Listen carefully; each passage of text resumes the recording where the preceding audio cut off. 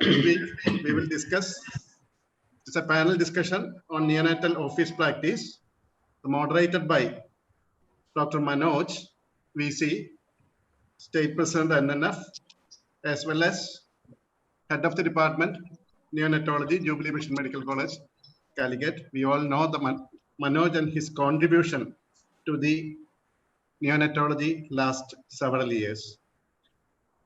Welcome, Dr. Manoj. Thank you. Then today's meeting will be presided by our State President, Dr. Narayanan. He's a regular attendant in our Rainbow series. സ്നേഹപൂർവ്വം നാരായണനെ ഈ മീറ്റിംഗിലേക്ക് സ്വാഗതം ചെയ്യുന്നു. അതുപോലെ ഇന്നത്തെ session moderated by Dr. Anand, neonatologist in Aster, MIMS, Calicut, and panelists are Dr. Gireesh from IMCH, Dr. Krishnankutty, senior consultant in neonatology from previous hospital, and Dr. Rahul and Dr. Shabeer, both of them from Iqraa International Hospital, Calicut. Welcome to all. Then I also welcome you all. Yesterday is Pugaila dinayirunnu, tobacco day ayirunnu yesterday. So before the panel, endayirunnu non-smoking day, endayirunnu Nehase? Not tobacco day. Pugaila virudha dinayirunnu. അപ്പോൾ നമ്മളെ ഒരു programme ഇല്ല, അതുകൊണ്ട് just നമ്മുടെ panel ഡിസ്കഷന്റെ തൊട്ട് മുമ്പ് we will have a small presentation by our beloved Krishna Mohan, Treasurer, IAP, as well as the Kerala State President of Allergy and Immunology Chapter. Welcome, Dr. Krishna Mohan. Sir, thank you. പിന്നെ കേൾക്കുന്നുണ്ട്. You are audible, Krishna Mohan. You are audible. Ranjith, screen sharing ഒന്ന് ശരിയാക്കി തരുമോ? അപ്പൊ just അതിന്റെ മുമ്പ് നമ്മുടെ നാരായണനെ ഞാൻ ജസ്റ്റ് ഒന്ന് വിളിക്കുന്നു ഫോർ പ്രസിഡൻഷ്യൽ അഡ്രസ്. അത് കഴിഞ്ഞ് doctor Manoj will inaugurate this week. After that, you will talk. Okay. Welcome to all. Many senior members are there, including PMC Nair from Trivandrum. Sir, your presence is noted and acknowledged. I will call you after the panel discussion. Okay. Welcome, sir. Welcome to all senior faculty and colleagues. Over to Dr. Narayanan. Yeah. Good evening. Presidential remarks. Good evening to you all, senior pediatricians and friends. I will not take much time. I will not take any time. We will straight away go to the CME session because I think I will hand over to Ashraf to continue. Yeah. Thank you, Dr. Narayanan. I think now Krishna Mohan will speak. Dr. Manoj will inaugurate the week. Then over to Krishna Mohan. Dr. Manoj. Respected seniors and my friends, good evening to you all. Again, I don't want to take much time. This is IAP Calicut is doing a marvelous job. I know you are neck in neck with a few other branches, and it's really thrilling to watch who is top this week, who is topping next week. So anyway, all the credit to Ashraf sir, Nihas and team, and it's such a vibrant team. So there's nothing to, how you can describe the team. I think full marks to Calicut. And this is again Blue Week. Had you told me, I would have gone blue and come. Anyway. അവസാന നിമിഷം നാരായണ സാറിന്റെ suggestion ആണ് കേട്ടോ ഈ ഒരു dress code. വീട്ടിലാണല്ലോ, it can be done. നിങ്ങൾ ആലോചിച്ചിട്ടില്ല, സ്റ്റേറ്റ് പ്രസിഡന്റിന്റെ സജഷൻ ആണ്. Will not waste much time. Precious. I formally, with all your permission, inaugurate today's session. Thank you. Over to Dr. Krishna Mohan for the not to book session message or talk.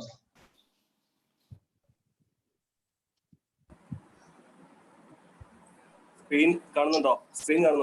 Yes. Okay. So thank you, Nihas and Ashraf sir, for this opportunity. Actually, Nihas told me today evening only, so it will be a very short presentation.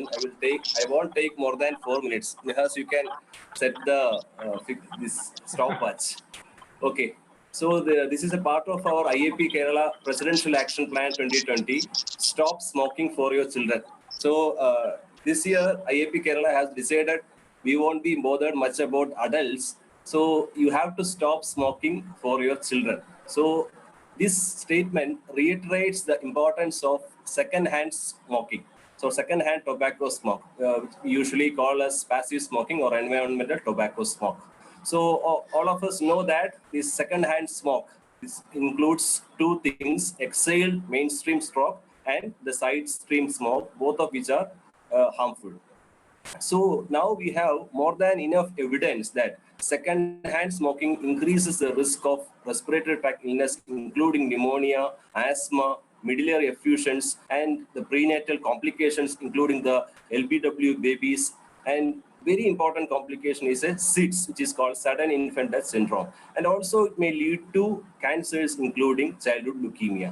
Also, there is another entity called as third-hand smoke. This is the residual nicotine and other chemicals in the tobacco smoke, which may get deposited and persist on various indoor surfaces. So children are more prone to this third-hand smoke because they live closer to the ground and thus frequently comes in contact with these contaminated surfaces. This is a picture which shows the stages of exposure through life cycle. So from the intrauterine period itself, the harmful effects of tobacco starts and it extends to the adult. And this is a statistics from 2014 WHO. 6 million people die each year from tobacco use, and among these, 6 lakh of these deaths are caused by second-hand smoke. That means around 6 lakh people die every year, and they are very innocent people, not even have used tobacco by themselves for even one time. So what is the safe level of exposure to second-hand smoke? The answer is there is no safe level of exposure to second-hand tobacco smoke. So this year's theme was protecting youth from industry manipulation and preventing them from tobacco and nicotine use. What does it mean? So we know the tobacco industry is targeting the younger generation. This is where IAP's role is very important. They are targeting more on the younger generation, and nowadays they are distributing the branded promotional products. For example, Wheels is having bags, shirts, etc. like that. They are giving branded promotional products, and in some way or other, they are increasing the use of tobacco.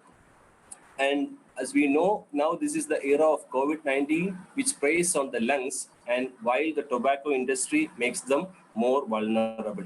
So that was my last slide. A cigarette is a pinch of tobacco rolled in paper with fire at one end and a fool at the other. So please don't be one among the fools. So thank you. Choose life, not tobacco. I think I have finished in 4 minutes. Over to Manoj sir and team. Thank you. Manoj sir, thank you, Krishna Mohan. unmute.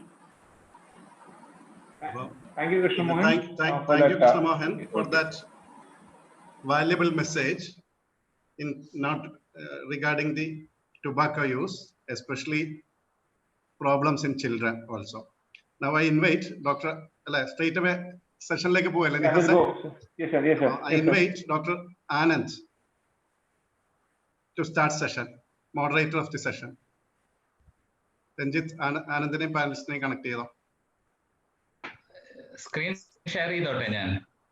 Yes, of course. Of course.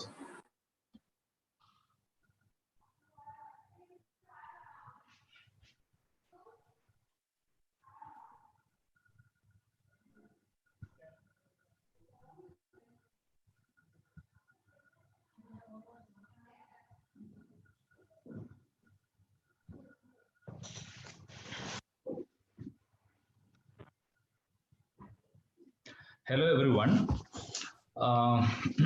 I'm wearing a blue collared t-shirt. Dr. Nihas, I couldn't wear the completely blue t-shirt. Well, today's panel discussion is about office practice in neonatology. OP practice is actually a marriage between evidence-based medicine on one hand and common sense on the other hand. And it is the duty of every pediatrician to see to it that this marriage clicks and doesn't end up in failure.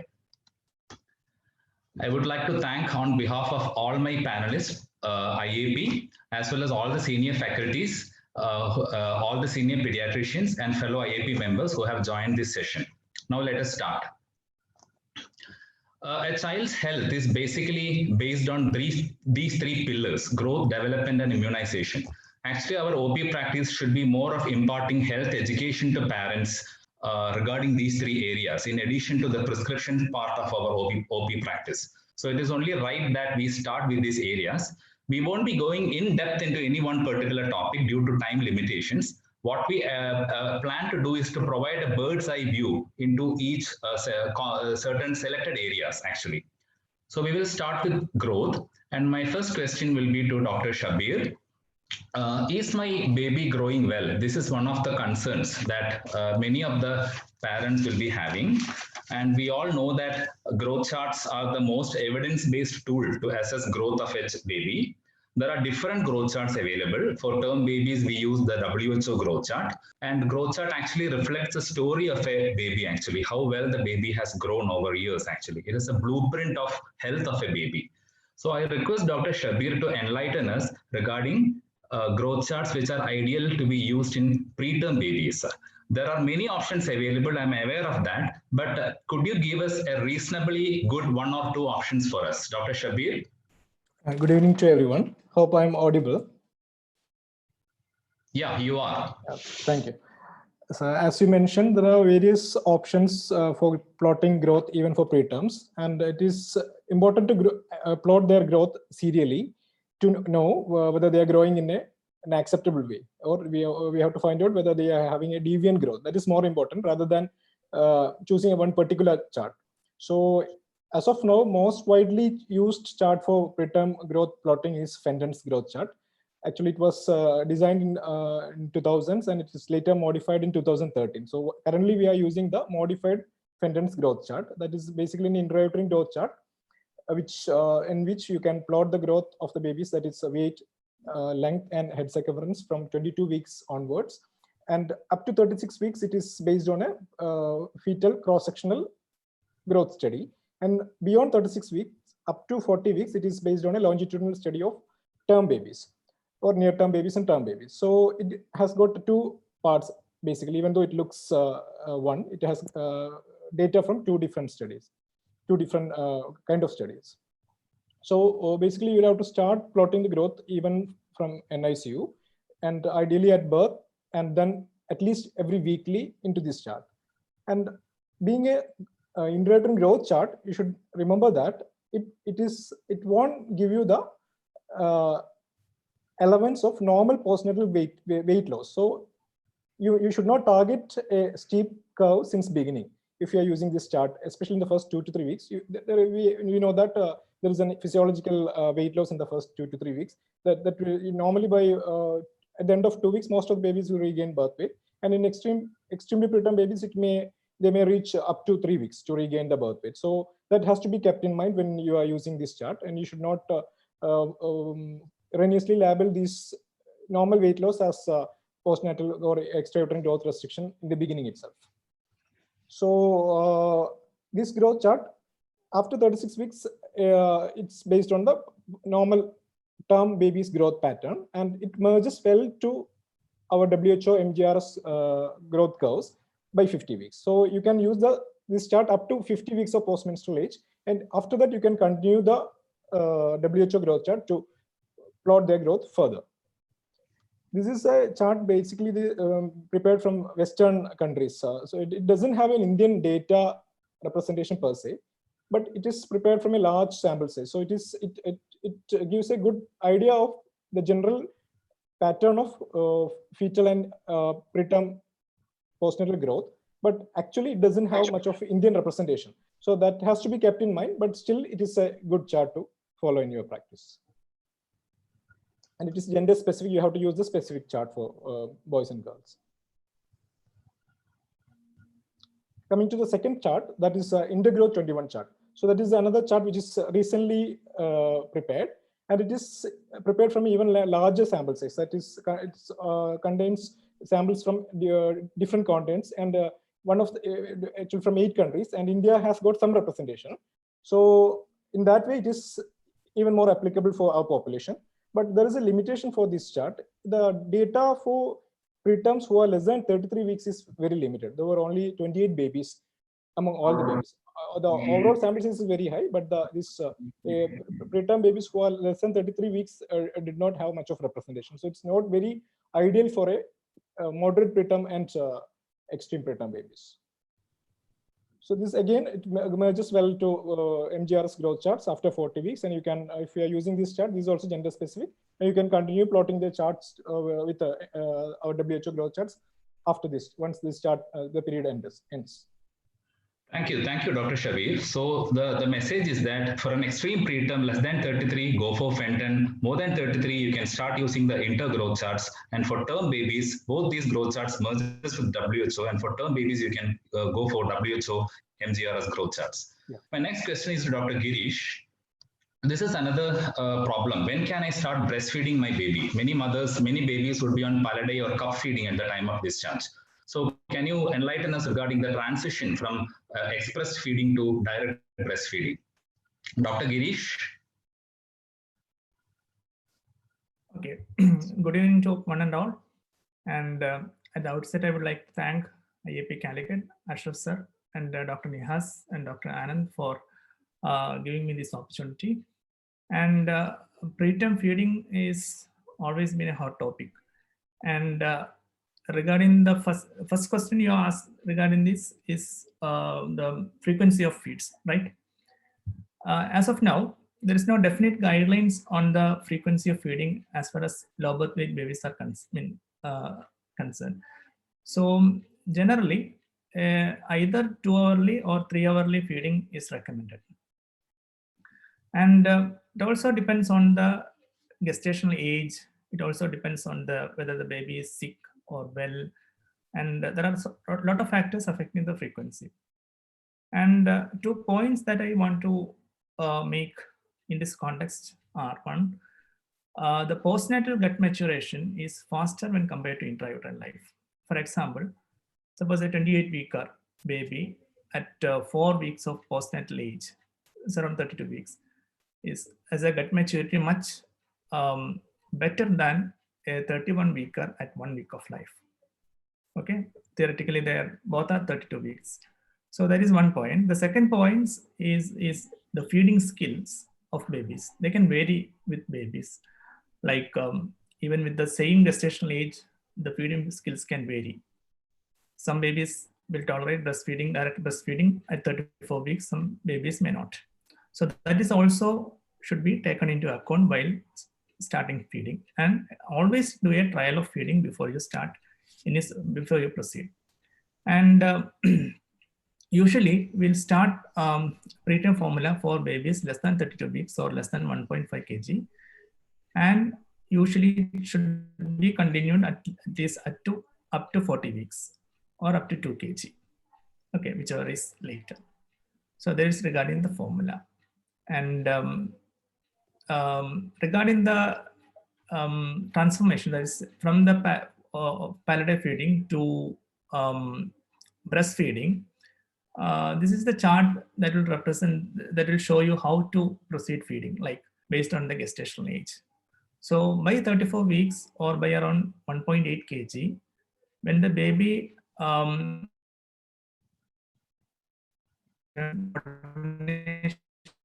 in the bathing salt,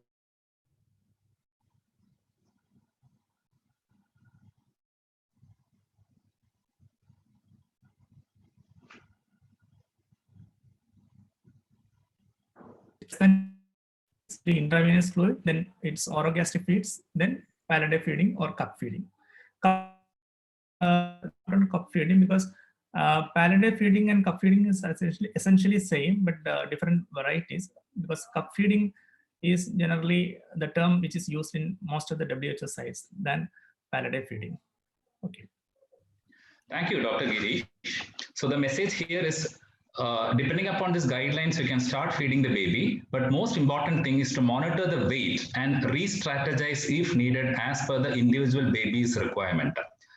My next question is to Krishnankutty sir regarding fortification of breast milk. Is it always needed? Up to what weight do you advise fortification? And is it advisable to use oil for the purpose of fortification? Krishnankutty sir, are you there? Good evening. Am I audible now? Yes, sir. You are. Okay. Thank you. Good evening all, and thank you for including me as a panelist among the youngsters. As per the AIMS protocol,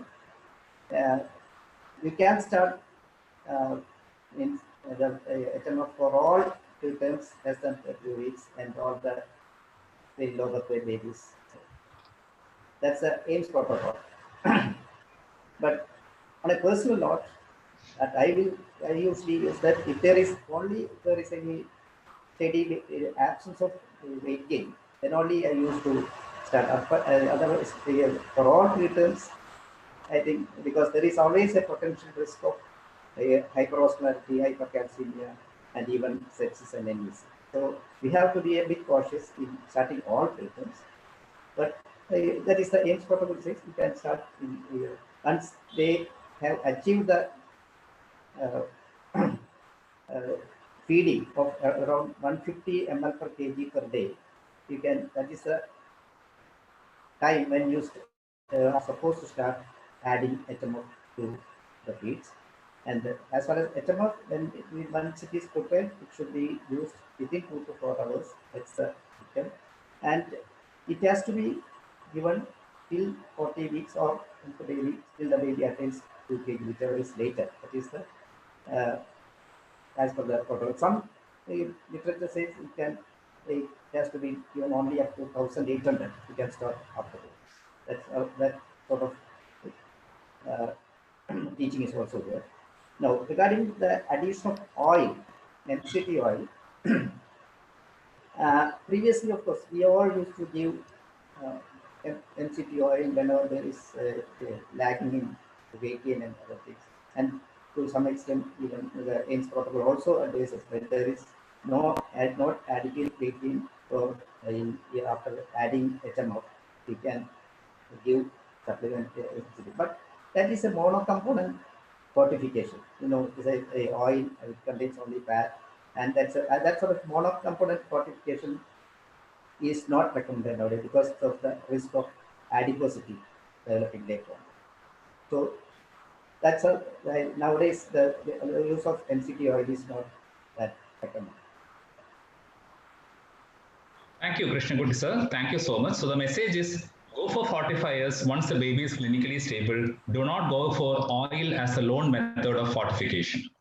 This is another common complaint. I am not getting sufficient milk. Many mothers complain of this. So one should be prepared to tackle this in an OP basis also, issues regarding to lactation and latching.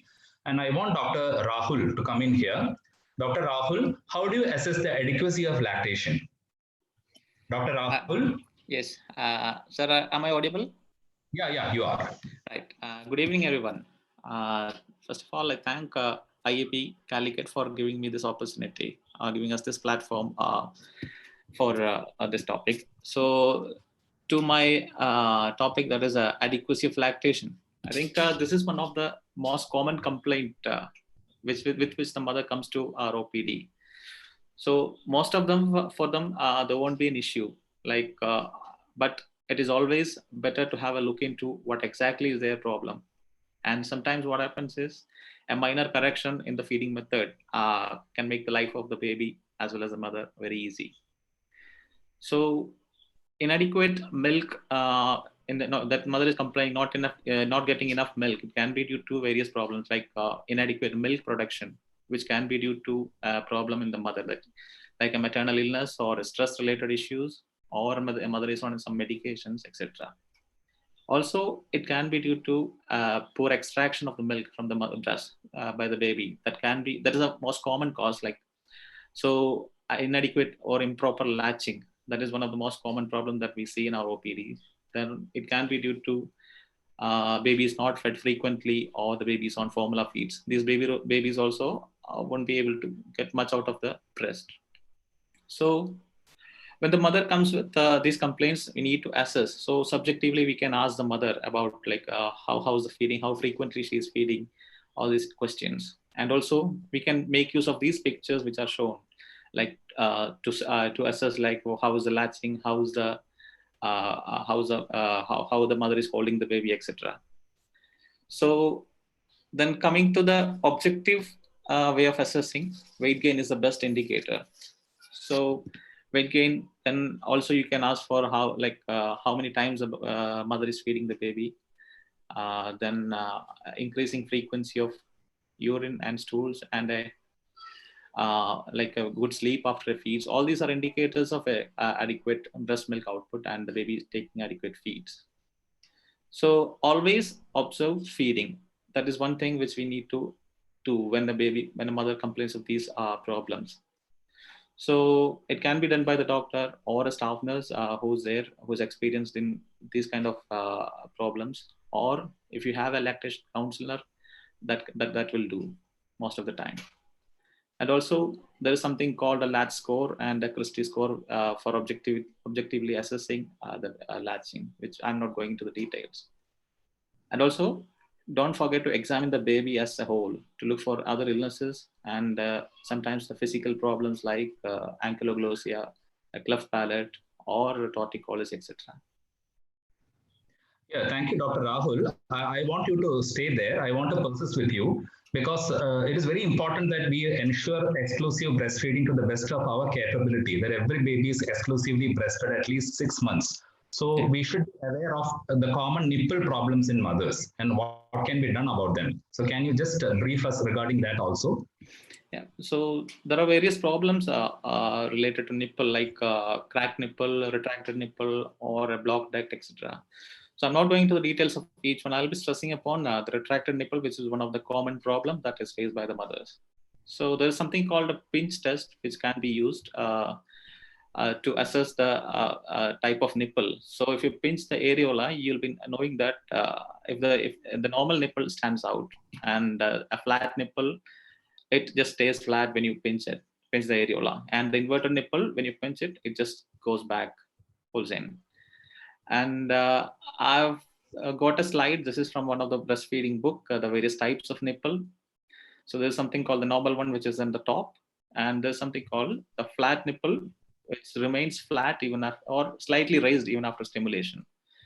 And the third one is the inverted appearing nipple, which appears inverted, but when stimulated, it comes out. So that is easy for the baby to feed. And the problem ones are the retracted retracted nipple, and the other one is truly inverted nipple, which remains inverted even after stimulation.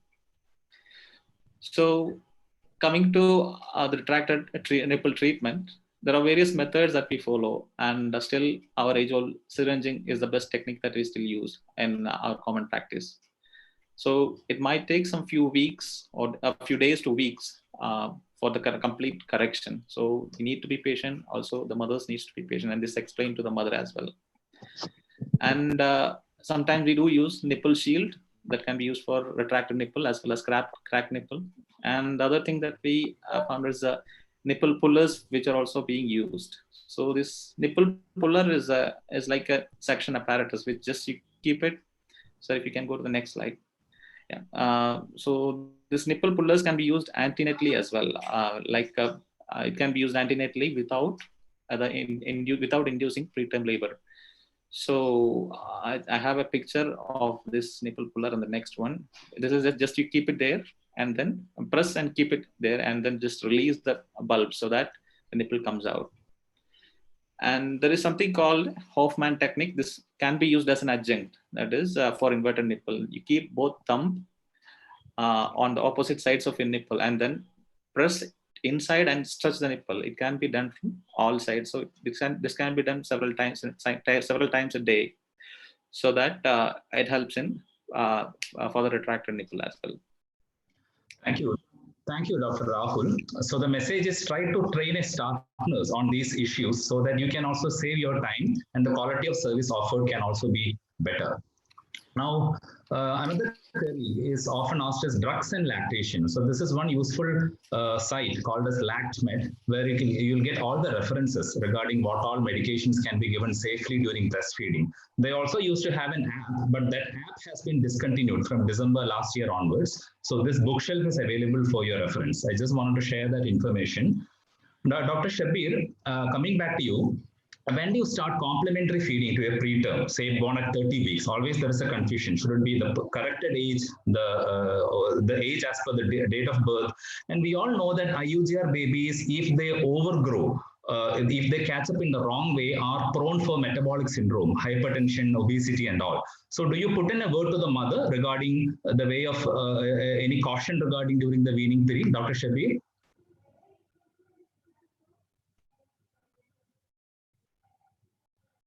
Dr. Shabeer, you are not audible.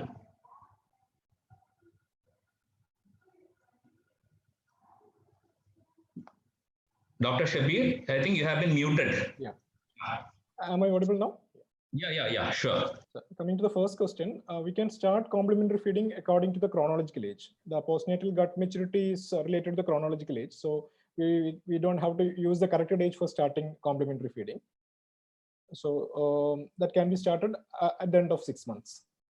And when we are starting complementary feeding, we should advise mother regarding the correct way of complementary feeding. That is our age-old, culturally appropriate stuff and all those things.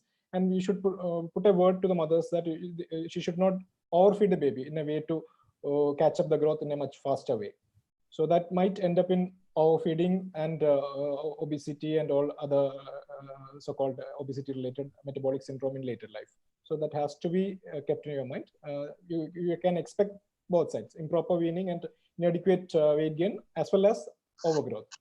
So both should be kept in mind, and you should periodically look for it. Thank you, Dr. Shabeer. So message is, do not fatten the baby with sugars and oils too much, because abnormal catch-up growth is going to be harmful later on in life. Yeah.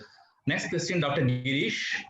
To Dr. Gireesh, what are the supplements that we are supposed to administer these babies in terms of vitamins, iron, calcium, and all, and up to how long do you need to give them? Okay. Am I audible? Yeah. Actually, the calcium, multivitamins, iron, and should be a supplement to all preterm babies. And iron should be started at 4 weeks at the dose of 2 milligram per kilogram per day, and should be continued till 1 year of life. Iron can also be started as early as 2 weeks. In some recommendations are 2 weeks onwards also. But generally, 2 to 4 weeks you can start after after full feeding. Calcium and multivitamin should be continued till term, that is around 40 weeks. And regarding the term babies also need iron, which should be started from 4 months till 1 year of life, in addition to vitamin D. And also, yes. Thank you, Dr. Gireesh. I want you to stay with me. Now we are coming to the topic of neurodevelopmental assessment. Again, it's a very important area to tackle in our OP. And in a busy practice, it may be difficult to do a detailed evaluation. So Dr. Gireesh, coming back to you, without going into exquisite details due to time limitation, can you just narrate to us what are the tools available for a quick neurodevelopmental assessment in a busy practice? Yes. Actually, neurodevelopmental examination is an integral part of the high-risk baby follow-up, and it's often time-consuming and is always a bottleneck in a busy OPD. So, simplest way by which you can assess the development is a developmental observation card. Is a self-explanatory card.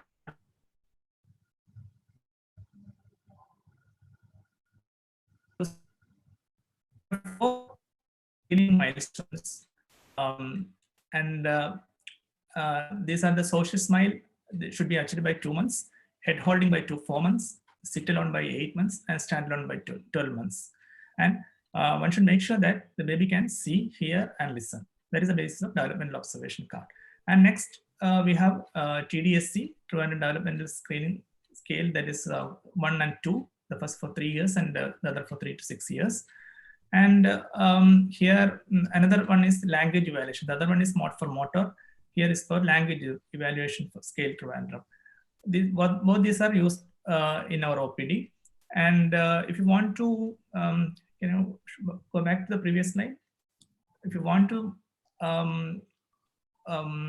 assess the development of a particular child at a particular age, in x-axis it is given as in months. So if you place a vertical scale for the corresponding age of the baby, the milestones on the left hand side should be completed. If any of the milestones are not completed, there is a delay. So you should go for definitive testing like DASI or BSID. Okay. Another method by which you can assess the development is plotting the head circumference against the length, and you can identify early microcephaly or hydrocephalus also. So that is also very important. And angles are also very important, like amyloidation angles. There's a adductor angle, popliteal angle, angle of dorsiflexion, and scarf sign, which will detect early spasticity of the limbs. And the ideal method of neurological examination would be a Hammersmith neonatal and infant neurological examination, but it's time consuming and may not be practicable in a busy OPD. Thank you, Dr. Gireesh. Krishnankutty sir, what about the role of OAE? For high-risk babies, we often book dates for BERA. So do you still need to do OAE for these babies? And for a high-risk baby, can we do away with OAE without doing a BERA? Can you just enlighten us, Dr. Krishnankutty? Actually, we know that we are nowadays all the hospitals or go for OAE screening, because that is one thing which is very quick and very simple and easy to do, and it's definitely a screening method. But at the same time, it has got some limitations in the sense when the ear is having some debris or there is some fluid in the middle ear or in the external canal. There can be this can give false negative issues. So in the moreover, you can see that here these are the sensory hearing, different types of hearing losses, sensory hearing loss, then conductive loss. There is one entity called auditory dyssynchrony, otherwise auditory neuropathy. In here, what happens is that the signal which is going from the cochlea to the nerve is abnormal in some children, and that is not picked up by OAE. It can be picked up only by doing a BERA. Especially, can you have just give a click? Yes. See, these are the very common things for which the babies in ICU, babies are the ICU, neonatal hyperbilirubinemia, prematurity, hypoxia, and immune disorders. All these babies are in a very high risk to develop this auditory dyssynchrony. So these babies definitely need a BERA, even if they have sometimes OA maybe they will be fast, but they will have abnormal hearing. So that is the importance of BERA, the advantage of BERA. Otherwise, OA doesn't have much advantage over using, except that it is much simple and easy to perform. So immediately all the high-risk newborn babies in the ICU needs to do a BERA, even if so it is a combined this thing for an NSU baby, first do a OAE, and even if the OAE is passed, then that baby needs a BERA examination within 3 months. Thank you, Krishnankutty sir. What do? You have red flags in neurodevelopment. How do you guide the parents next? What is to be done next? Dr. Rahul? Yes. So as Gireesh sir said, when we assess these babies in our OPDs, and so when a child fails a screening test, so the baby needs a close follow-up and then additional assessment. So that means we need to refer this child to an early development center for further assessment. And I think we should not delay by what we call as a wait and see approach. Like the parents tend to say, like the previous sibling had some delay in the development, so I think we can wait. So that kind of approach should not be there in assessing the babies. Also, we as a pediatrician, we tend to sometimes use our clinical judgment rather than the standard screening tools for evaluating a child with developmental delay. This is because various factors are there, like lack of time or lack of training from our side, then unavailability of this screening evaluating tools. All these things are there. So once we diagnosed from the screenning test, we need to refer the babies to early intervention center. From there, they can have a detailed screening by Baroda's Bailey scale or TASI. And then we need to explain to the parents, like regarding what is going to be done, why your child is being referred, all these things to be explained to them properly, so that the parents don't get anxious. And simultaneously, what we need to make sure that the medical side also needs to be taken care of. We need to do a detailed medical history, then a birth history if possible, then clinical examination, and need to do a definite investigations as appropriate. Thank you, Dr. Rahul. Do you want to add any point, Dr. Rahul? Yeah. Then coming to early intervention, I think early intervention, it improves both medical as well as the neurodevelopmental outcome of by modulating the neuronal pathways during the development, in the initial development of the brain. So for this, we need to find out baby infants who are at risk for neuromotor disorders at the earliest possible time, and then provide this multidisciplinary structured intervention so that they tend to reach to a normal life. Thank you, Dr. Rahul. So the message is, don't wait for a full-fledged CP to develop, intervene early. Now we come to the vaccination section. I'll be starting with Krishnankutty sir. When do we start vaccination in preterms, sir? Krishnankutty sir.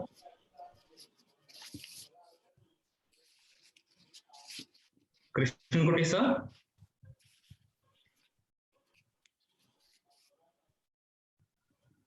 Krishnankutty sir.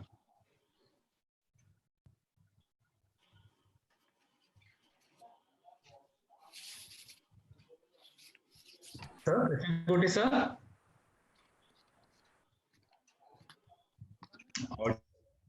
Ranjit, please unmute Krishnankutty sir. Krishnankutty mute ആണ്, unmute ചെയ്യാൻ പറയും. Unmute ചെയ്യാൻ പറഞ്ഞു, unmute ചെയ്യുന്നില്ല. മ്യൂട്ടാണ്. Doctor Krishnankutty unmute ചെയ്യൂ.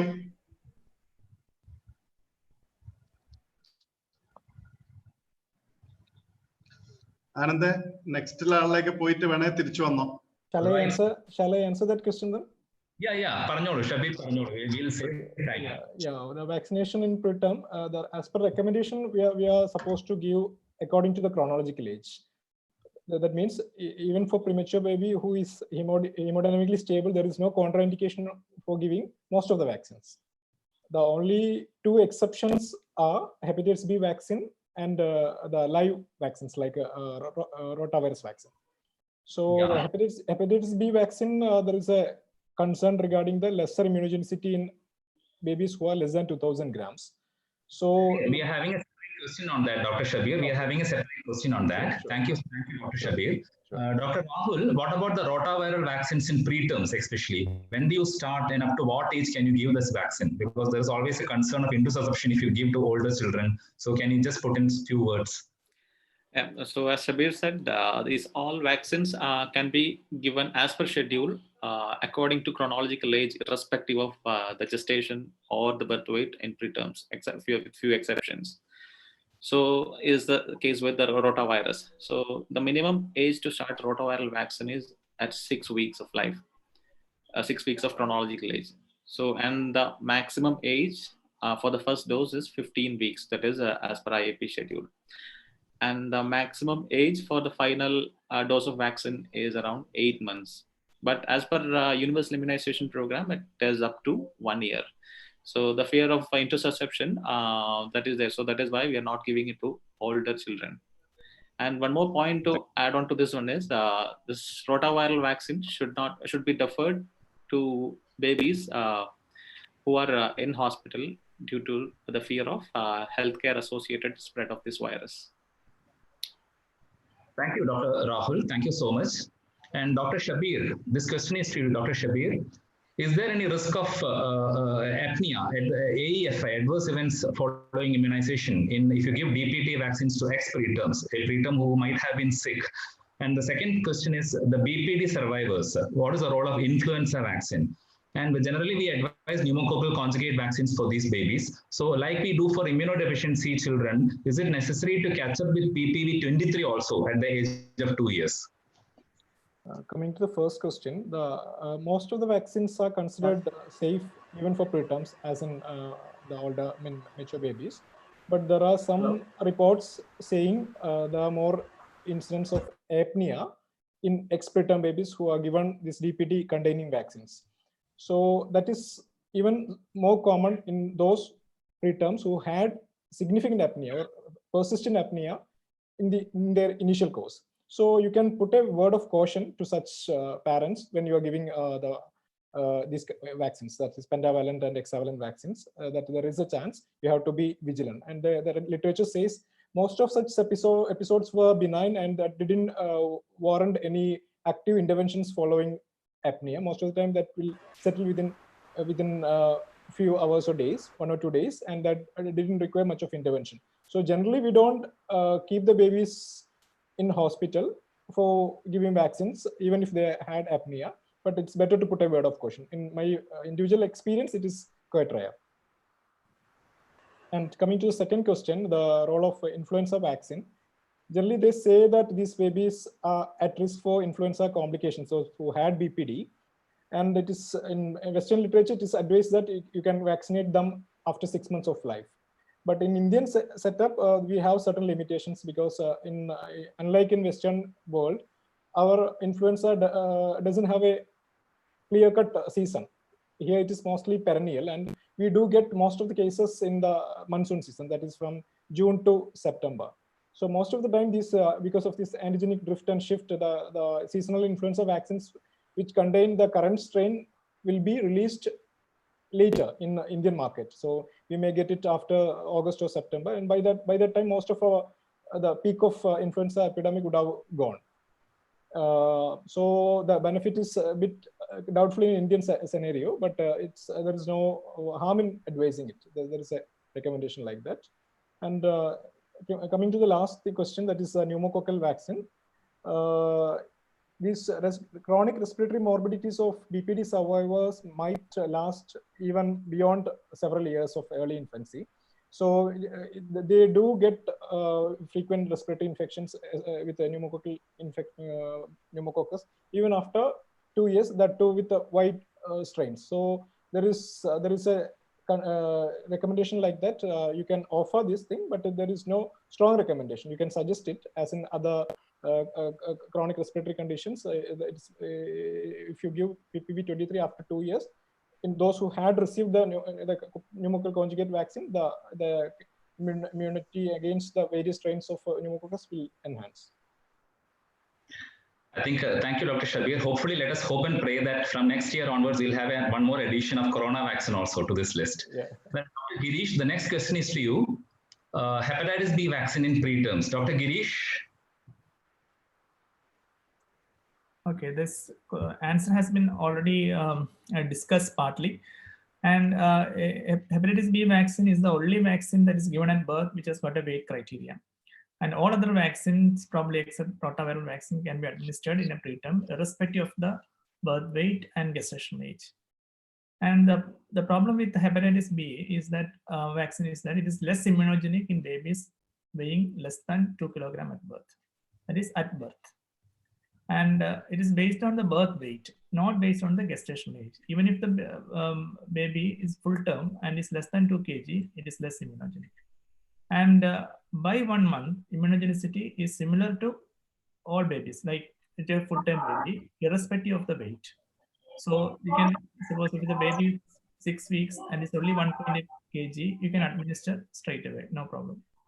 And regarding the second part, if the mother is HBsAg positive, you have to administer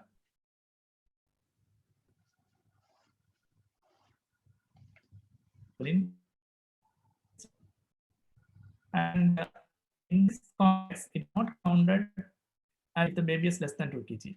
And you have to give another full 3 doses of immunization to complete the schedule. And how will you follow up? And when the baby reaches around 9 to 12 months, you have to recheck the status like HBsAg and anti-HBsAg antibody. A titer of more than 10 milli-international unit per liter is usually protective. Okay, you have to follow up the baby. That is the point. Yeah. Now we come to postnatal visit. We are moving away from immunization. Dr. Rahul, what is the significance of the immunization visit? Is it only for the sake of immunization, or should we be really looking for something else? Dr. Rahul?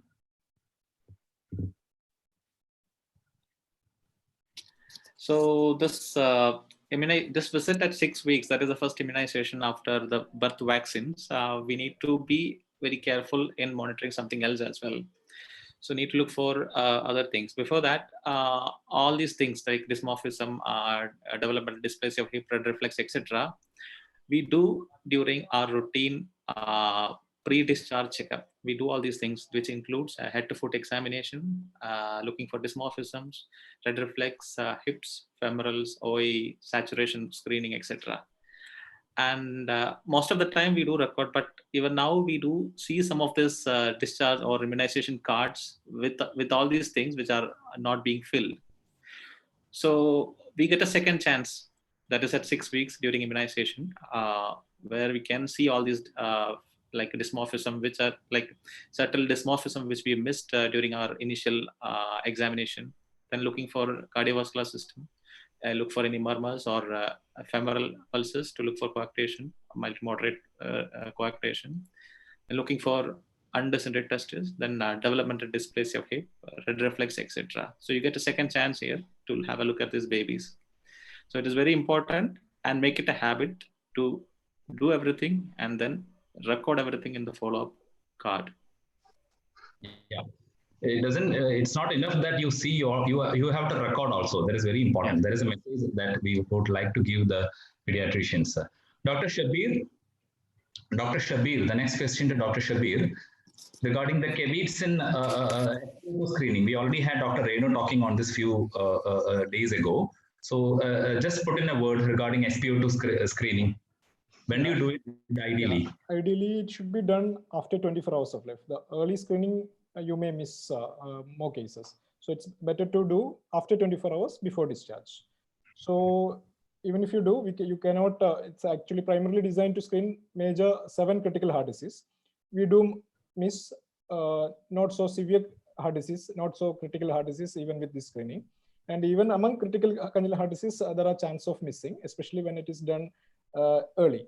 So even critical heart disease like the critical coarctation can be missed if it is done early, and if even in some babies, even with this kind of congenital heart disease, the PDA may be still widely open in the day 2 or day 3. It might not close as we expect within 24 hours.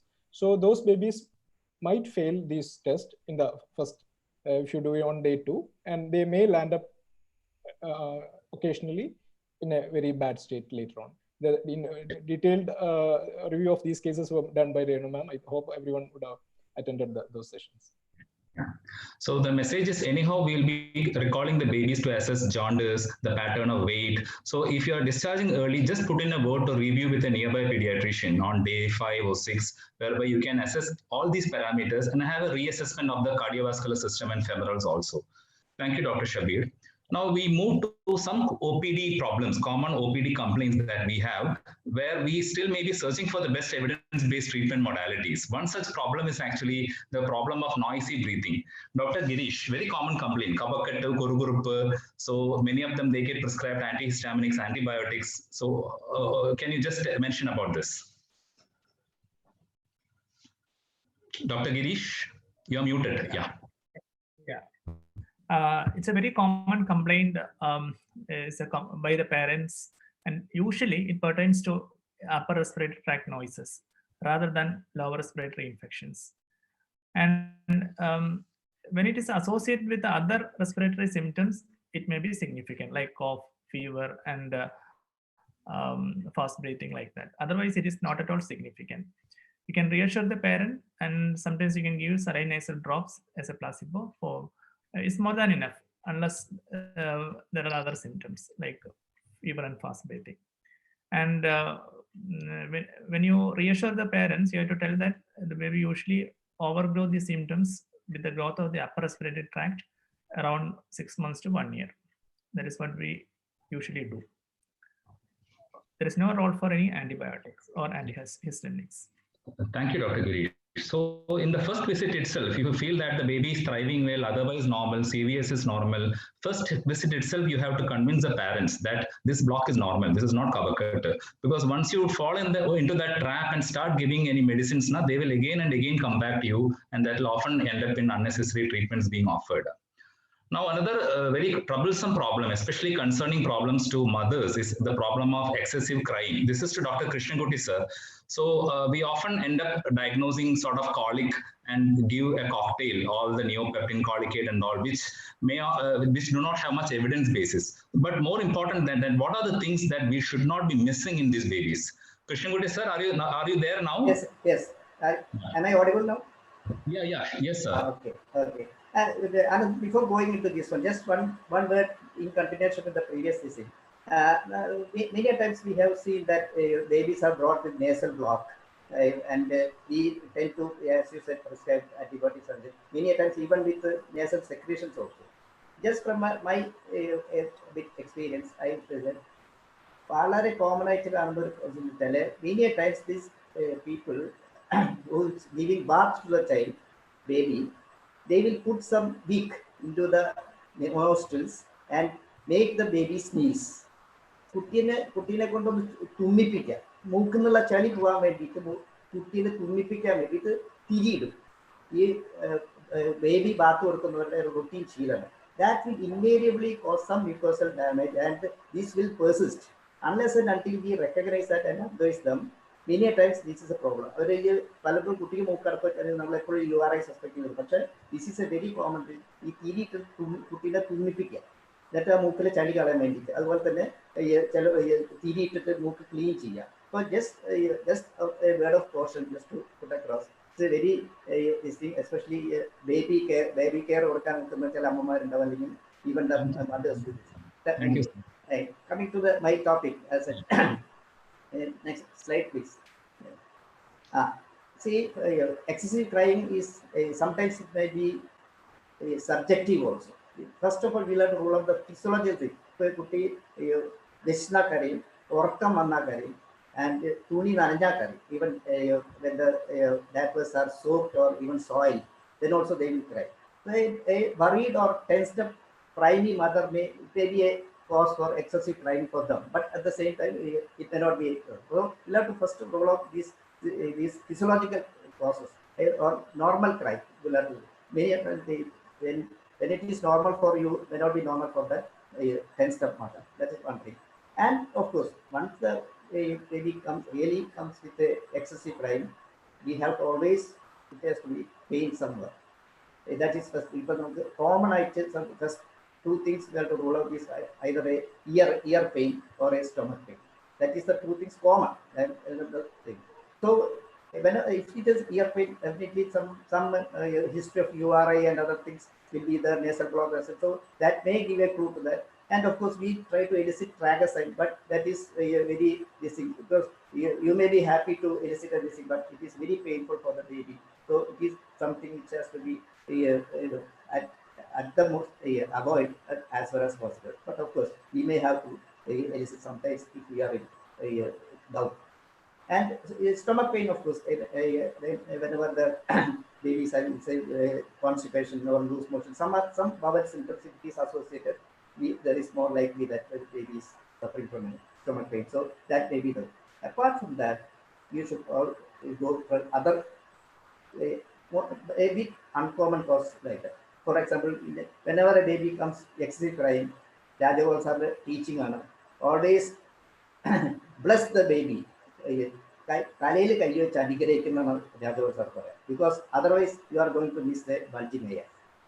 The bulging anterior fontanella you may miss if you don't put your hands on the head of the baby. So that may give an indication of either meningitis or a raised a benign intracranial hypertension. And other causes, especially in newborn baby, the baby can have a fractured clavicle. So whenever the baby is lifted, baby can have excessive cry. And other painful lesions, either osteomyelitis or arthritis sort of things. So there can be a positive movements on that side. And the abdomen also, we can have other causes like urinary retention or other. Apart from, once we have rolled out all the things, still there is an entity called what is called the infantile colic, which is a, you can say that no excessive crying for no apparent cause. This is not. This is probably diagnosed by exclusion, and it's usually well known. Many term it as Eve colic and other things, and it usually lasts more than three. The criteria is given as it lasts more than 3 hours per day, and at least more than 3 days a week, and it usually otherwise healthy baby, and that too less than 3 months, and it usually resolved by 3 to 4 months, and that the treatment itself is more of a reassurance to the thing. And there are a lot of manipulations and other things which is practiced. Even I think balancing is giving some traditional practices like kayam, periumbilical region aswatida pertanayittu balancing text illa parayunnundu. And apart from that, അയമോദം ജീരകത്തിന്റെ കഷായം decoction വെച്ച് കൊടുക്കാൻ പറയും. അതൊക്കെ but Ahwar it is this thing I am not very confident with. But these are all things which are so many practices like putting the baby on the tummy and so other things are practiced for. But of course this is self-limiting. The main important thing is that we have to reassure the parents, reassure them that it is a self-limiting. That's it. Thank you, Krishnankutty sir.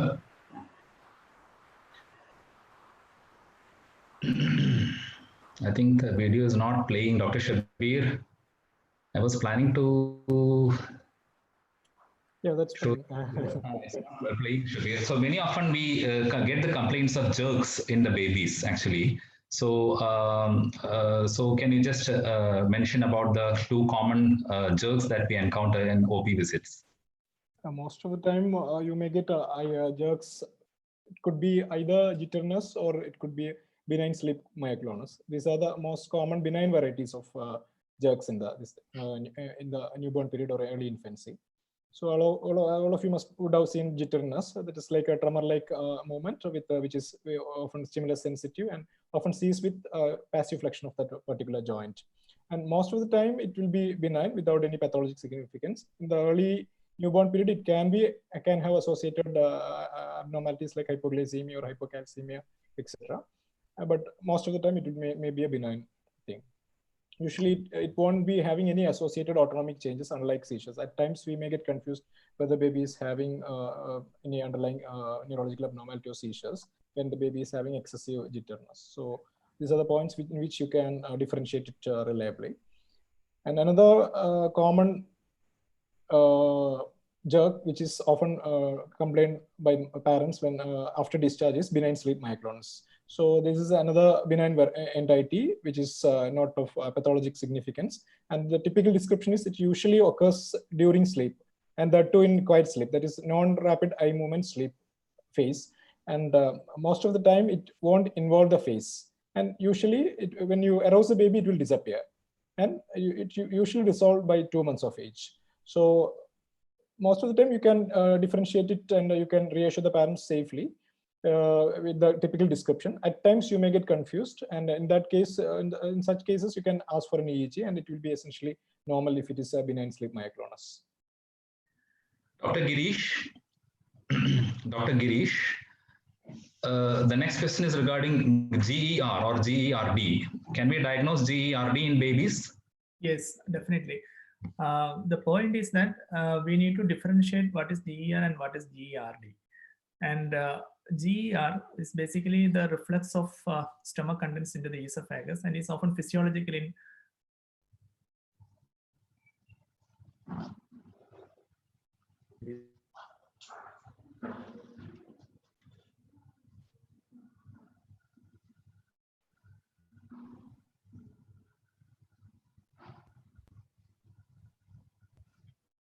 Anand, what happened? a problem. Like it leads to complication. When it leads to complication, it is a disease. Like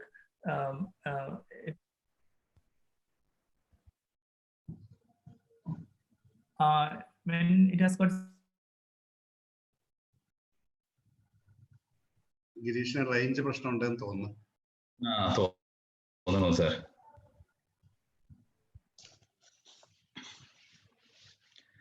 Well, I think basically only symptoms causing physiological and behavioral impact need evaluation.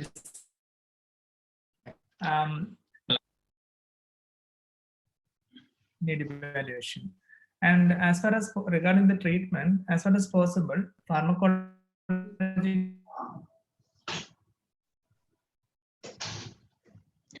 So the basic message is promoted motility agents and all the proton pump inhibitors are not much evidence based in children. Can I move over, Ashraf sir, to the next slide? Yeah. Now, a request to all the faculties. I think we are nearing our scheduled time. So please try to be as brief as possible. We don't have too many slides to go now. The red flags in vomiting. Dr. Rahul, you were supposed to talk on this. Yeah. So I think vomiting is a relatively frequent symptom in the newborn period. And these small frequent vomits are called posets are more common in a newborn, which is a relatively harmless thing. So clinically significant vomiting, it can be due to various reasons. One is if the vomitus contains blood, we need to be careful. It can be a trivial illness like maternal swallowed blood, or it can be due to a cracked nipple. But also we need to keep in mind about the sepsis and DIC. And then again, bilious vomiting, which is again a dreadful thing, which we are worried about, is always we need to rule out surgical causes. It is always surgical unless otherwise proved. So then again, projectile vomiting, it can be due to duodenal obstruction and look for dysmorphism in these cases where you can find trisomy 21. Then IHPS is common in babies who are more than 2 weeks. That is 2 to 6 weeks is the commonest age for IHPS, which also is one of the common things for projectile vomiting. Then if the baby looks unwell, we need to think so many causes. Like first one is obviously sepsis is the one which we need to look into. Then other causes like inborn errors of metabolism, congenital adrenal hyperplasia, or a tracheoesophageal fistula, etc. also needs to be considered. And we need to look for clues to these things, like need to look for signs of NEC, whether the baby is having associated weight loss, altered consciousness, metabolic derangements, electrolyte imbalance, etc. And if the baby is having failure to thrive, need to look for sepsis, gastroesophageal reflux diseases, and inborn errors of metabolism. And again, delayed passage in meconium can be seen in conditions like Hirschsprung or anorectal malformation or a meconium plague, etc., which again leads to vomiting. So need to keep all these things in mind when a baby comes with vomiting. And then if you rule out everything, Yeah, thank you, Rahul. Please stay with me. A quick word on bathing concerns, especially regarding the timing of first bath. A quick word, Dr. Rahul. I think different hospitals have different policies, but a common sense approach, as we discussed, is needed in these babies. We need to give a bath to the baby when the baby is thermally and hemodynamically stable. And there is a WHO recommendation I just mentioned that we should delay the bath until 24 hours after birth. If that is not possible, we should delay at least 6 hours. That is what WHO says. Because delay in bath helps. Yeah. Yeah, thank you, Rahul. And another common question is how frequent to bath? Can I use diapers, wipes, all these common questions? Krishnankutty sir, are you there? Yes, I am there. Am I audible? Yes. My video, this camera is not working, but I think I can go ahead. Of course, as I rightly said, one thing regarding the frequency of bathing, of course, it depends on, as he said, rightly said, common sense approach. I would add to that, it's a common man's approach, actually, because especially in a state like ours, where there is a lot of humidity and hot it will be very difficult for us to not to bath, give bath to baby, especially on a daily basis. Another interesting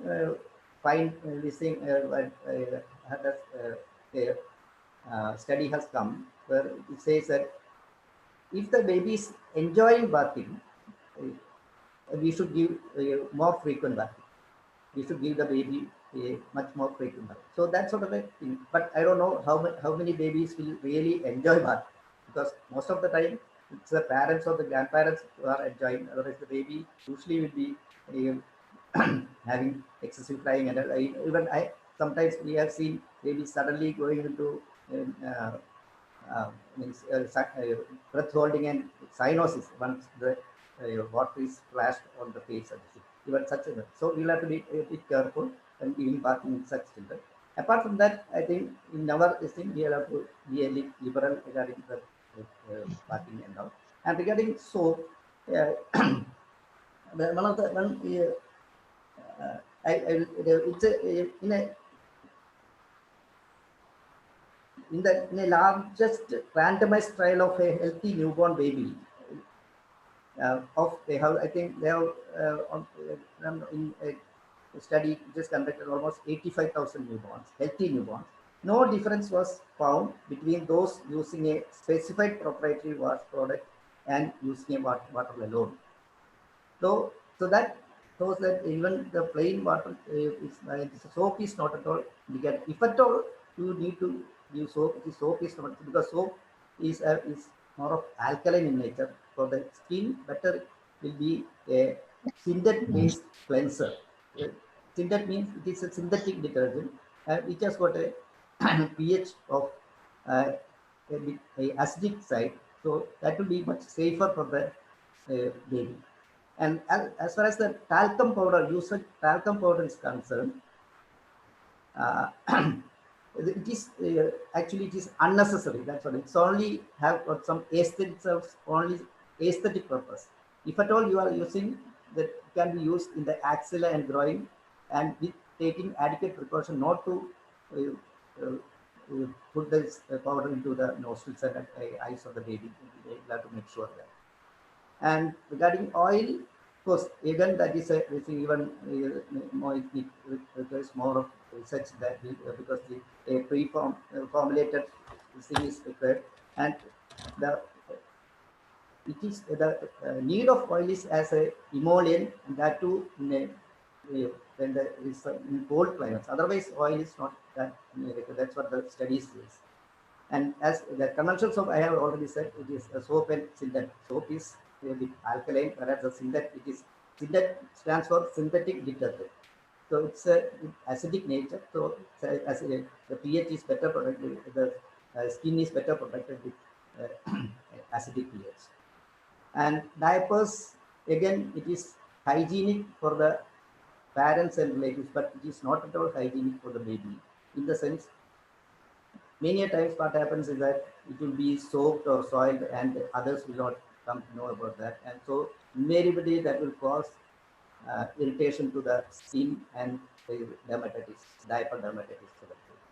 So if at all diapers are used, the thing is that we'll have to frequent changing of diapers is required for the better care of the skin of the baby.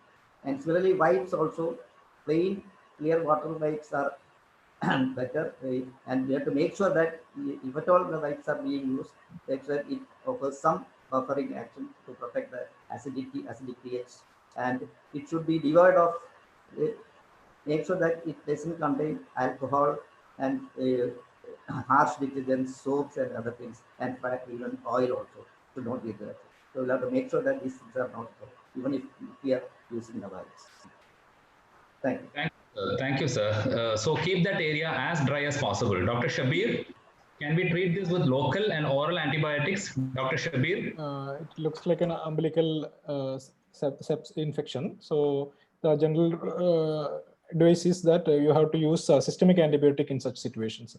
And it could be, there can be gram-positive as well as gram-negative bacteria. It could be a polymicrobial. So initially you should cover for both.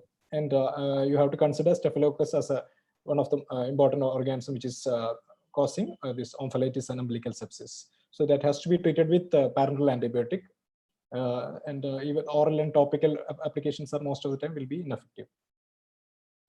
Thank you, Shabeer. Many a times there will be some wetness in the umbilical base stem, so that need not be aggressively treated as in case of omphalitis also, because it is happening as a result of neutrophilic activity. Stay with me, Dr. Shabeer. What about this? How do you differentiate an infective pustule and a transient pustular melanosis in a newborn? The transient pustular melanosis is very commonly seen, and it's not very easy to differentiate the both. There are certain points which it tells you that it could be transient pustular melanosis. The one is the distribution. It is more commonly distributed in forehead, submental area, anterior neck, and lower back. unlike the staphylococcal infection, which has a predilection for axilla, groin, and periumbilical region. And generally, the lesions are smaller in transient pustulosis, and the larger lesions can be seen in staphylococcal infections. And the baby will be invariably well in if it is transient neonatal pustulosis, and baby can have systemic signs and fever and other sick-looking appearance if it is a real infective one.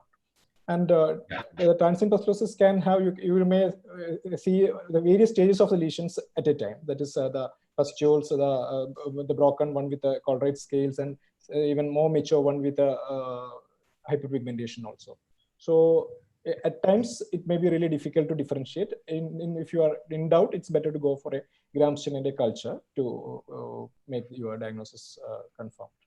Thank you, Shabeer. I think we are nearing the end almost. A brief mention regarding diaper rash. This is as Krishnankutty sir rightly pointed out, it's most of the time it is associated with the improper usage of diaper and the moisture, excessive moisture which is staying there for long. So that causes irritant contact dermatitis, and which can have superadded fungal infection also, the candidiasis also. The both can coexist, but generally we say if it's a candidiasis, if it's a pure and simple anapi rash or contact dermatitis, that will spare flexures because the contact is not there. So if it is a candidiasis, you can have flexural involvement, and you can see the satellite lesions behind beside the main lesion. And another point is, if you are in doubt, you can start treatment for a anapi rash initially with the barrier creams like zinc oxide. And generally, if it's a simple contact dermatitis, it will resolve within 3 days, or it will start fading. If it is not fading, you have to consider the candidal infection. You have to treat with topical antifungals like clotamazole. Thank you, Shabeer. And regarding umbilical granuloma, I just wanted to share that the age-old method of applying common salt to that area is also evidence-based. You can confidently advise the parents to do that. And this is the penultimate question. So just one more question to go after this. Krishnankutty sir, the all-important TSH. What are the sacred values to be remembered with respect to TSH? Regarding the timing, I would just mention it for the timing also. We have doing the cord blood sampling also, and the sampling the right for it to 72 hours. Actually, the second one for the sampling is ideally it has to be done within 48 to 72 hours. Cord blood, even if cord blood has been, we may have to go for a repeat sampling later on. For the sick and preterm sick babies, we may have to delay up to 7th day of life for sampling. So this is the timing of sampling for this TSH screening. And TSH value, if it is more than 40, definitely immediately we'll have to recall the baby and do the T4, FT4 and TSH evaluation. If it is more than 20, of course, we'll have to call for a second screening in 7 to 10 days. And if it is abnormal, again, we'll have to do the venous sampling for a confirmatory venous sampling. One thing I'll have to, once it is diagnosed as, once you have started this health and all. Regarding the monitoring, previously in all days we used to wait for say 6 weeks to 8 weeks for monitoring the level whether it is. But nowadays they have recommended strong recommendations that you can do, especially T4 and FT4 as early as 2 weeks of starting the thyroid L-toxin. That response will be there, and by 1 month you can do all the three, the T4, FT4, and TSH, and repeat every 2 months like that for the 6 months, first 6 months and 3 months next time. Thank you. Thank you, sir. Thank you, Krishnankutty sir. This is the last question. 2 causes of delayed jaundice that should never be missed. Dr. Gireesh? Dr. Gireesh? Yes. Okay, 2 conditions that a pediatrician should never miss. It's one, congenital hyperthyroidism. The other one is biliary atresia. These are the 2 conditions which are eminently treatable. And congenital hyperthyroidism is now is a rare entity thanks to the newborn screening program. But biliary atresia is also very important for early pickup because surgery, if done within 60 days, will improve the outcome, the disc size operation. So the problem is that the parents generally are in the reporting the correct stool color. There is a problem, and also the physicians sometimes. So a stool color card can be kept for babies, and it is routinely done in some countries like Taiwan, which is incorporated into their screening schedule way back in 2004. And the sensitivity and specificity of stool color card is also established in various other studies also. So there are 7 colors. The first 3, that is, you can see that first 3 are abnormal. That's clay colored and lightly yellow colored. They are abnormal. And the normal colors are the rest 4. So you can identify, you can compare the stool pattern, stool color with this card, and you can quickly report if there is something abnormal. Thank you, Dr. Gireesh. I think that is the end of this panel discussion, and I'm not going through this slide again and narrating the entire slide. Over to you, Dr. Nihas, Dr. Ashraf, sir. Thank you, Dr. Anand, Dr. Krishnankutty, Dr. Gireesh, Dr. Shabeer, and Dr. Rahul for that fantastic discussion. I think, Anand, your first comment is the great take-home message of today's session. That is, in office practice, whether it is neonatology, whether it is pediatrics, or any other branch of clinical medicine, the decision should be balanced between the evidence-based scientific knowledge and the common sense. That is very important, even though we often forget that. I think Dr. CK sir, PMC sir, Dr. Manoj, and many others will have comments on this session. But my humble request is, we are already nearing to 9:30. So be precise and concise on your comment. I will call on Dr. Manoj first. Dr. Manoj. Ranjit, please unmute Dr. Manoj. Yeah, am I audible? Yeah, okay. I'm truly amazed at the capacity of this moderator, totally unassuming Dr. Anand. He has meticulously planned the whole session in such a way that you can't do office practice better than this. Only, of course, we have limitations of time and things like that, but all the aspects he has covered.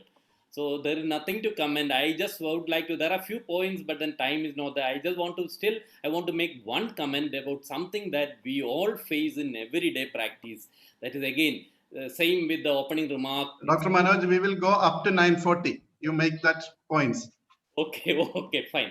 So then I will, I'll just mention that the common sense, something that is lacking, because a branch like neonatology is evolving day by day. And you, just for an example, NNF has brought out the CPG, Clinical Practice Guidelines. When it was formed, it was perfect. If you read now, there are certain things that are obsolete now.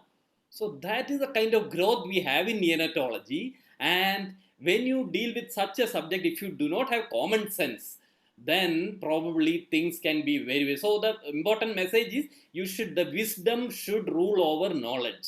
I'll just tell you one example to substantiate this: growth charts.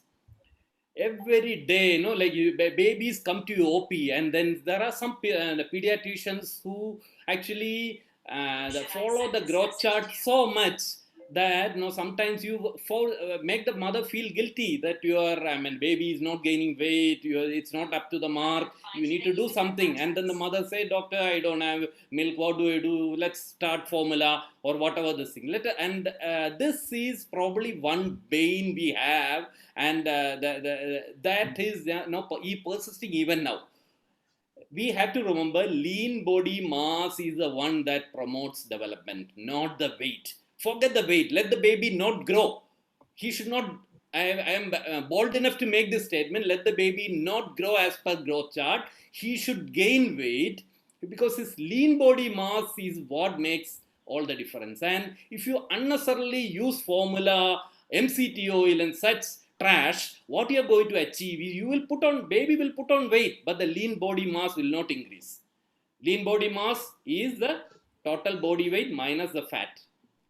So for the baby newborn, the only fat you need is essential fatty acids. Anyway, we'll not do this thing. So let us not be more pragmatic when you follow growth charts. Let them not grow, because these growth charts, Shabeer very beautifully said, are not catered for Indian population. So if you follow such growth charts, you will find that they don't catch up so much. So, I mean, you want babies to go 15 grams per day and all that. It doesn't happen sometimes. 5 grams is fine. As long as everything is fine, leave it to the baby. Respect the baby's wishes. Because the other side also, Anand mentioned, there is something called barkers barking at you. So, you try to push weight, make them follow the growth, then probably you are going to land up in problem. And we all land up in problem. Kerala has already become the capital of diabetes. So this sort of problems will keep happening because previously we had a tendency, I mean, we had famine and poverty and all. The scenario is totally different now. Let us be very, very pragmatic. No formulas before 6 months, except of course when there is definitely indicated. Not formulas should not be used for gaining weight, not for gaining weight. Of course, there is another indication that fine, we are okay with it. And in the same point, another thing that we need to remember is that these babies, if you when you start weaning, the best weaning food available, or rather by science, is rice. So, and there are some traditions of starting with rice and all. We forget that, we don't encourage people to. So there are a lot of problems if our concepts are not clear, and if we go too much after evidence without looking at common sense, sometimes we land up in problem. I don't want to further take time. I've taken a lot of time. Sorry for that. But Anand, I really admire your capability to organize this, and I must thank all the panelists. You have done an excellent job. Team Calicut, well done. Thank you, Dr. Manoj. Here I want to make a point that if the baby is brought with incessant cry or excessive cry or very irritability, don't forget to measure the head circumference. The neurodevelopmental disorders, including the microcephaly, the manifestation may be excessive cry, especially in the initial days of the life. We may consider infantile colic and lot of other conditions, but don't forget the neurodevelopmental problems also. CK sir or PMC sir? Ask PMC to talk. Yeah. I'll speak later. Yes, sir. PMC le. Kelkund sir. Left no. Sir, PMC sir. Anyway, Ashraf answered the question I was planning to ask you. Yeah. So no question of asking about, if detailed neuro evaluation of babies coming with incessant cry. See, the basic concept every pediatrician should have is we are promoting baby-friendly situations. So, as Manoj has rightly said, resist at the maximum in prescribing artificial feeds to the baby. Now, two problems we come across very often: retracted nipple or nipple problem in feeding. This should start from the antenatal clinic itself by the obstetricians. So impress upon your colleague obstetricians to pick it up, counsel the mother, and then go for the feeding. Now, sore nipple. I think this is I learned long back from a UNICEF report. This is again attaching to the nipple rather than to the areola. This can be managed by, anybody is not aware, please follow it up. Can be managed by avoiding soap. After each feed, they should not withdraw the nipple. They should press upon the lower jaw and then track the nipple. And after each feed, the area can be wet with mother's own breast milk. After each feed, within 3 days, this is over. This has been practiced, I think, for decades, and mothers come and tell that over. Now, we get an opportunity in examining a newborn to pick up congenital malformation, which may not have manifested at birth, or sometimes that must have been missed in the labor room. So it's a screening for congenital malformation, as it was Rahul has shown about the congenital problem of the hip. So don't miss that opportunity. So also Hirschsprung disease, it is picked up not in the labor room, it is also picked up in these things. So also in metabolism. Then that is already mentioned. Then we have to pick up tract anomalies. Very, very important. Look at, watch the stream of urine. At the incessant cry, the baby is preceding the passage of urine. I think these are some of the things I just wanted to highlight. Anyway, that's a very nice session. Thanks, Dr. Manoj. I'm saying Manoj directly. Then Anand, and Shabeer, then everyone, and Gireesh and Rahul, and of course, Aster just in front of me. Thank you very much. Thank you very much. Thank you, sir. PMC sir is there. Ranjit? Sir, sir, പോയി തോന്നുന്നു. What about Vishnu, our NNF State Secretary? Vishnu has joined in between. Okay. Any other comments? Sir is there. Lot of questions are there in chat box. It is very difficult to consider all, but one question I will read, Anand. Usually the JPHN or the immunization nurses at the immunization center or PHC denies immunization to children less than 2 kg. What is your comment on that? Yeah, again, I think, as has been mentioned, from a scientific point of view, as per the chronological age, we can give all the vaccines except for the hepatitis B and rota. Yes. But again, I think it all depends upon the common sense factor again, as Manoj sir said, depending upon the scenario where you are working, it's more important not to miss the vaccines rather than whether you give it today, 1 week later, or 10 days later. Not to miss the vaccine. That should be the most important point, I feel. I think നമ്മള് sub സെന്ററിലേക്ക് വിടുമ്പോൾ അത് document ചെയ്ത് വിടുന്നതാണെങ്കിൽ കുറച്ചും കൂടി അവർ കൊടുക്കാൻ സാധ്യതയുണ്ട്. പറയുന്നതിനേക്കാളും അവിടെ പോയി കാണിക്കുന്നതിനേക്കാളും മേ ബി ഗിവൺ എന്ന് എഴുതി കൊടുക്കാന്ന് വെച്ചാൽ the NNF or IAP can take that point to the authorities, DHS, കാരണം അതൊരു പ്രോബ്ലം ആണ്. What about hepatitis B? Another question. Less than 2 kg. Hepatitis B vaccination in less than 2 kg. Anand. Less than 2 kg at the time of birth, better to delay hepatitis B vaccine. But suppose if the baby at one age, even if the baby is less than 2 kg, at that point you can still give hepatitis B vaccine. Okay, Nihas. Dr. Bala is there. Bala. There are a lot of questions in the chat box. I think that is more important than my comments on this. So okay, and Anand, you just check the chat box. Rather than spending time on reading it, it is better to look and answer.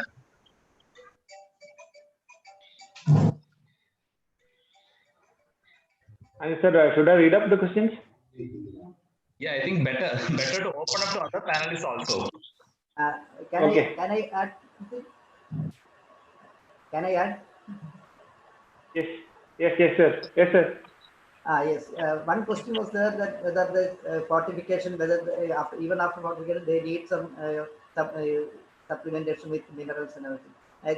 Definitely, they will need supplementation, even though fortification it will be inadequate for the baby. So even if you give fortification, that still they require calcium, phosphorus, and vitamin D and other supplements, including iron supplementation that baby will require. That was one which I just happened to see in the campus.